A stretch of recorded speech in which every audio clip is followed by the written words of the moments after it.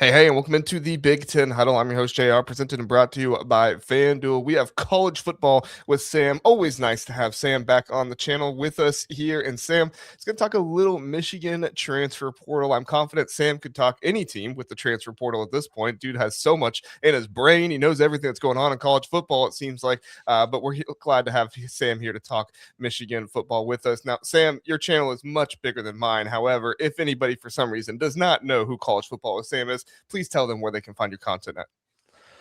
College Football with Sam on TikTok, Instagram, Twitter, YouTube. We haven't really uploaded that much over the past week because I've needed a breather from, football with how everything went. But I also needed to do research for this segment and for other videos on my channel and other channels that I'm doing. So my brain is filled to the brim with as much preseason stuff as possible.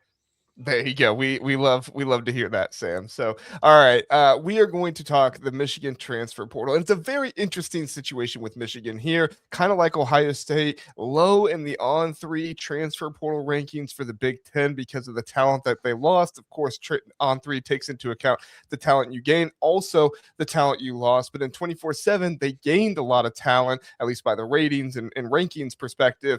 So they're fourth in the Big Ten on 24/7. Sam, I think the best place for us to start is the retention, because I don't think the rankings properly tell the story of the players that Michigan was able to retain onto this roster. Kyle Whittingham comes in, and there's a lot of thoughts on what way is this going to go, and some players jump into the portal. But Kyle Whittingham and his staff, once they kind of get together, they do a good job of bringing not everybody, but a number of those players back. A couple offensive linemen. Just give us your thoughts on the retention, and if there were any guys that you felt like it was just excellent that Michigan was able to retain them for next season. The excellent retention was Andrew Sprague, offensive tackle for Michigan, ranked as a high 4-star out of high school. Probably should have been rated a 5-star out of high school. 6'8", 315 pounds. Sounded like he was going to go to Texas or Missouri when he entered the portal. And I thought to myself, after this year and with better coaching than the disaster Michigan had last year, that he'd be an All-American. And for context, I do have him as a very early All-American for next year. He's going to be one of the best offensive tackles in the Big Ten and in college football. That, along with then guard and projected starting center Jake Guanera, are huge withdrawn transfers from Michigan. Jim Harding, the new offensive line coach for Michigan, has done a fantastic job at Utah. What could have been one thing that could have dismantled Kyle Whittingham on arrival here? Well, on top of losing a lot on the defensive front, if you lose a lot on the offensive front too, with the tough schedule Michigan has, their identity in the trenches, their lack of skill at some of the perimeter positions on offense and defense, you could have had a fairly mediocre roster go up against one of the tougher schedules in America and really get this thing off its tracks. But at least they have the blueprint for an elite offensive line with the coaching, the talent. They've recruited well there. Jim Harding has developed well there. And look, as faulty as the Sherrone Moore era was, I do think that both Moore and Newsom did a okay enough job recruiting and developing themselves to where you're not working with scraps here like you are in other parts of the roster. For sure. Yeah. I mean, as much as Sherrone Moore had obviously his failures and stuff like that, he was able to get good offensive linemen to come to Michigan. And that's definitely something this team can build off of. And for Kyle Whittingham to go in and right away bring those guys back who, could have possibly left, it's huge for them, and it's huge for what Kyle Whittingham is going to want to do. I don't think he's going to be maybe ground and pound as much as Sherrone Moore was, but he definitely has that identity of somebody that wants to run the ball, wants to keep it on the ground. You need a good, strong offensive line to do so. Sam, it wasn't just the offensive line they were able to retain. They also added quite a few good players through the portal as well, 3 of them being from Utah, and Buchanan, great tight end to bring in to Michigan here. Smith Snowden, John Henry Daley. I actually saw him as like a way too early All-American for next season. He's coming off the injury, but as long as he's healthy next year, he's going to be fantastic for this team. And then in addition to that, you got a few other guys coming in here, Taylor Tatum and guys like them. Now, Tatum might be moving to safety. There's been a little bit of rumblings of that possibly happening, but just give us your thoughts on some of the additions that Michigan was able to make this offseason and how key they'll be for Michigan this coming year. My favorite addition, I think, has to be John Henry Daley, also Smith Snowden, two Utah players who are both high four stars on 24/7 Sports, highly rated on On3 as well. John Henry Daley, if healthy, absolutely an All-American.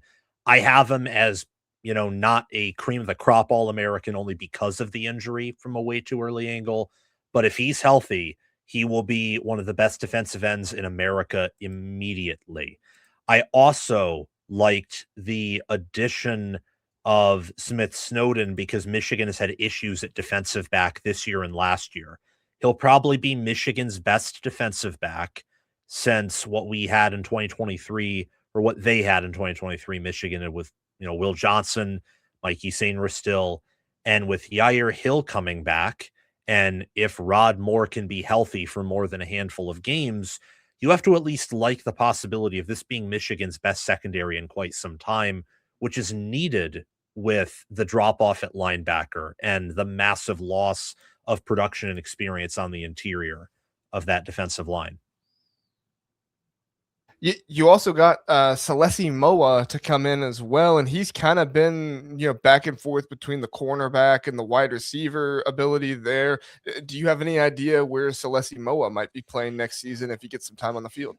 I have no idea, but I imagine if he gets time on the field, given Michigan upgraded the receiver room, they've upgraded a corner, he'd probably get time at both positions if he was going to get time, just intuitively, I think. Ranked a 5-star now per Rivals, hyper talented player. I mean, based on just needs, you'd probably want him at receiver more. I could see JJ Buchanan play receiver too. I mean, 6'3", 225. He could probably grow into being a tight end or, be a receiver. He has the build really for either. And I guess if there's only one area where I was maybe a bit disappointed with Michigan, it was the linebacker and defensive tackle spots. They did a good job retaining Anoa Etta, but they have a lot of youth and inexperience up on that defensive line and linebacker group. Yeah, my bad with Buchanan. I think I said tight end earlier, but He played both, I think. Yeah. Yeah, so we'll see what he does this season with Michigan, obviously. But yeah, good point there. He really does have the size to be able to do either one to go back and forth. So another wide receiver they were able to get in the portal was Jamie French, and Jamie French, he was a freshman at Texas last season. Didn't get a whole lot of playing time, but Texas also had a very loaded wide receiver room. I mean, if you're able to get Celesi Moa on the field, a wide receiver, Jamie French, Andrew Marsh, there were some rumors that Andrew Marsh could possibly enter into the transfer portal with some different stuff going on. But I mean, you go from that to having Jamie French, Celesi Moa possibly getting some time, and Andrew Marsh sticking around. I mean, this might be one of the best Michigan wide receiver rooms that we've had in a while, don't you think? It's certainly the most talented that we've had in the 2020s, I would argue. I know that you had Nico Collins in 2020, but Jamie French Jr., a 4-star, close to 5-star out of high school. Marsh was that exact same, and he's played like it. Buchanan has looked pretty fantastic, and you're also going to get better development. So even factoring out the star rankings there, I would expect this group to perform much better than it did last year. As would I. As would I. Sam, let's go on over to the departures for a minute and talk about them as well. Obviously, Justice Haynes heads out. He is on his way to Georgia Tech and everything. I don't think anybody was too upset about that with Jordan Marshall, and I mean, there was thought about Taylor Tatum and what he could do, but you have Savion Hyder coming in, Bryson Kuzdal coming back. There were other departures as well, but let's start with Justice Haynes. What was your thoughts on him leaving for Georgia Tech? You think Michigan will be just fine in the running back room? If Hyder is an immediate impact player, immediate impact true freshman, then yes. Um, Obviously you prefer to retain talent, especially one like him who is a home run hitter. But when he's asking for that amount of money, and you have a better supporting cast now than you did last year, his value probably goes down now that the offense is more diverse and has more modes for attack. A team like Georgia Tech is going to be much more willing to pay him that much because with their offensive line, and I'm presuming Alberto Mendoza is going to start, he really fits what they want to do. I think as long as Marshall's healthy, if Hyder's an impact player, and if Cosdall can improve, this can be one of the best running back rooms in America. That's a lot to ask for 3 different players to pan out that way. I'd say it's a good running back room, not the deepest, but then again, in this new era, you're not going to find too many impressive two deeps in college football. Yeah, and I think running back is one of those positions in college football today you can rely upon freshmen, young sophomores and stuff like that, probably the most. So I'm with you. As long as Savion Hyder is something that we all think he's going to be because he's all a special player. Turn on the high school film for just 5 minutes, and you'll see that real quick. As long as he is able to convert quickly to the college game, as most running backs do, I think they'll be just fine there. Other departures, Sam, I'll kind of open this up for you to kind of just talk about if there's any departures that concern you or maybe surprised you or anything like that. What other departures from Michigan maybe caught your eye? That's a really good question. I was a little bit shocked by the departure of Jaden Sanders and Ty Haywood, some younger players. Sanders actually got playing time and started in a few games. Shocked he would go to Notre Dame, where he's probably going to be a backup there. But I assume maybe they were willing to pay more money for him than Michigan was, or they thought they had a greater need there.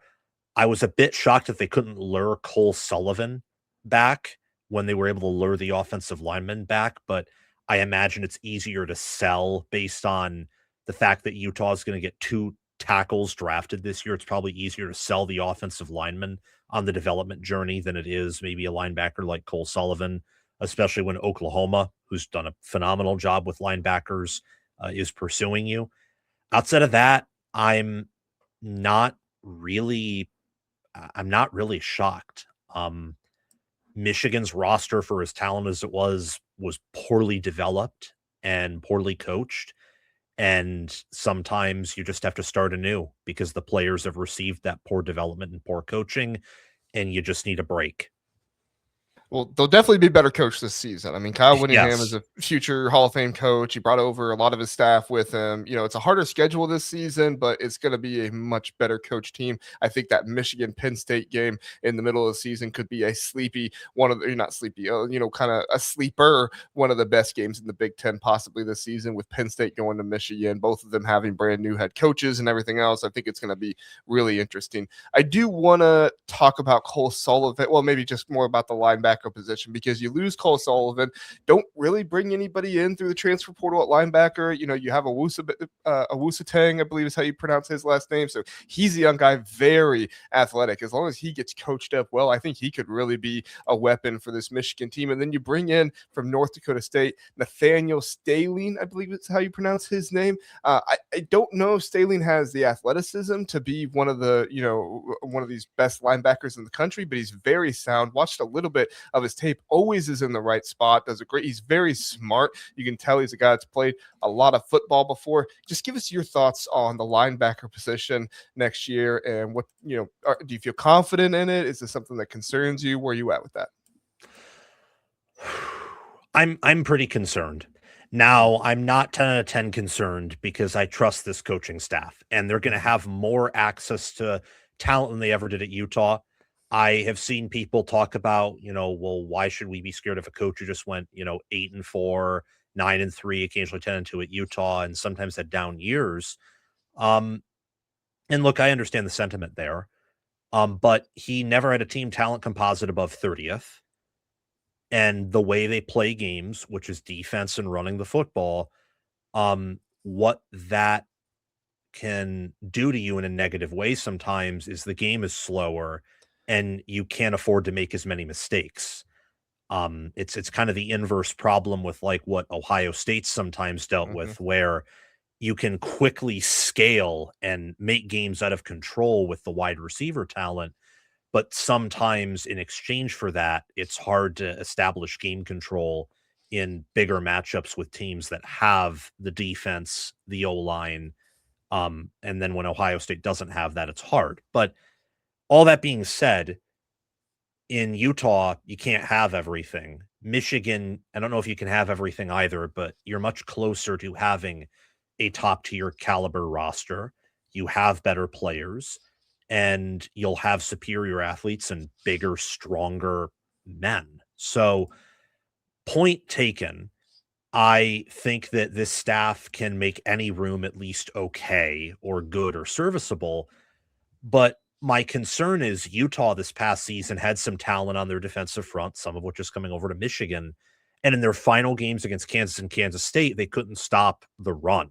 Like Kansas State ran for, I think it was 11 or 12 yards per carry on them with a bunch of explosive runs. And they put up offensive numbers to beat both of those teams. And Kansas threw some dumb interceptions that cost them the game. But with Michigan's schedule, you're going to be playing an Iowa team that can run the football. You're going to be playing Oregon, who can run the football. You're going to be playing Ohio State, who, last year wasn't the best at it, but that doesn't mean they can't be this year. And regardless, they're going to have a competent offense. And you're going to be playing, Indiana, who should be able to run or at least field a competent offense. And maybe Penn State, maybe UCLA. I think Michigan plays UCLA at least. Mhm. You'll be playing a tougher schedule. And if you have the same issues that Utah did last year, game control can get tough if teams figure out that they can run the ball at will on your defense. That happened to them at the end of the year. So that's why I'm concerned. Is it a 10 out of 10 concern? No. But is it concerning? Yes. It's kind of nitpicking concerns a little bit, right? I mean, this is obviously a Michigan roster that has a lot of talent on it and a number of different places. So if you're gonna try to pick a concern, one little spot, that's kind of where you go. But I'm with you. I'm not 10 out of 10 concerned about it, and I do think the coaching is going to be supremely elevated this season, and so I feel much better about that. And I think that Michigan will benefit from that greatly. Last thing I'll ask you about here, Sam, and they brought in a couple quarterbacks out of the transfer portal. I don't think either of Braden Fowler, Nicolsi or something like that. I apologize. And Colin Hurley, don't think they're going to be challenging Bryce Underwood for the quarterback position at all. Obviously, sophomore season, he's going to grow a lot, and that's kind of when you see the most growth. Guys go from their freshman to their sophomore season after starting their freshman year. What are your thoughts on Bryce Underwood? There really wasn't any drama. Some people thought he might, have a little bit of drama to depart, but he doesn't. He stays home. He's recruiting for the team to try to get more guys there, and just seems like Bryce is all in on this team. And I think if you're a Michigan fan, this is probably one of the things you're most excited about next season, to see what kind of jump Bryce makes for next year. Yes. I know that some people will push back on this, but I think next year he's going to be really good. He didn't have a dedicated QB coach. He had no wide receivers. The offensive line didn't come on until later in the year, and by then he was struck with PTSD from the awful pass blocking of September, and it messed with how he operated. And he didn't have a reliable defense that he could rely on, didn't have good coaching. I imagine the locker room was hell. I mean, I've talked to people I trust that thought he was really good last year and just in a bad situation. I think that with the Jason Beck RPO QB run offense that they're going to be instituting there, I think he's going to be really good. It would not shock me at all if he was a top 10 quarterback next year. And I think that if that and the offensive line and the running backs, the tight ends, receivers, if all that takes a step forward, Jason Beck has overseen 2 historic offensive turnarounds at New Mexico and at Utah. Utah, they went from outside the top 100 to inside the top 10 in most metrics. They had the number 2 total rushing offense this year. I wouldn't be shocked if you see a similar turnaround here, and Michigan's putting up a lot of points. So I'm excited. It is fantastic for Michigan that Underwood is back with the team and is bought into this operation after I bet you he was looking at other offers from other schools, as all of these players do. So for Michigan to retain him is huge. Oh, I'm sure he was. I mean, I think just about every school or players looking at different schools, maybe not like actively going out there, but hearing from other people. I mean, there's a rumor going around out there that Jeremiah Smith was offered $1 million more than what he's making this year at Ohio State. So if people are willing to go after Jeremiah Smith, they're willing to go after anybody at this point. We saw what happened with Damon Williams and Darian Mensah and everything else, and there was virtually no smoke about that before it actually happened. So things like that happen, but definitely good to keep Bryce Underwood around. And the other part of this, you mentioned the turnarounds that Jason Beck had done. Those turnarounds are great, but sometimes when you get into a situation where the offensive coordinator isn't with the same head coach, you can't always rely upon that. But in this situation, he is. He's with Kyle Whittingham once again, and so you just think it's very likely that Jason Beck could come in here and make this Michigan offense at the very least top 20, if not top 10, possibly, maybe even top 5. We'll see what they can do next season, and kind of work out that stuff. So, Sam, is there any final thoughts or anything with the Michigan transfer portal that we need to talk about before we get out of here? I think we covered all of our bases here. I thought that this staff did as good of a job as they possibly could have, given what they were left with, to stop the bleeding and make sure that Michigan can improve as a team. I agree. Going to be a good season for Michigan next year. A lot of fun with a really tough schedule. I think, Michigan, Ohio State, and USC are some of the 3 toughest schedules. We'll talk about the tough schedule. Actually, we'll be live before that. So if you want to hear us talk about the schedules, you can go on back and hear me and Zach. If you want to hear more transfer portal recaps, go to the playlist down below. We have virtually every single team in the Big Ten. We're continuing to get every team. So if your team isn't in there yet, don't worry. We will get your team in there. I still have other people I need to talk to and stuff, but we just got USC done, just got Minnesota, Wisconsin, all those teams. We brought in experts from those teams as well to talk through what happened. It's a lot better way to learn about the transfer portal than just looking at the rankings. I understand people try to do this, but I think you and I are on the same page with that, Sam. I don't think the rankings tell the entire story, and it's difficult to do that. So so go check out Sam's channel, College Football with Sam. Check him out on Twitter, Instagram, TikTok, all those different places. Sam does a great job. It's a channel I watch, channel that I pay attention to, because Sam always knows his stuff. He does a great job with it. So thanks, everybody. Have a good one. We'll see you next time.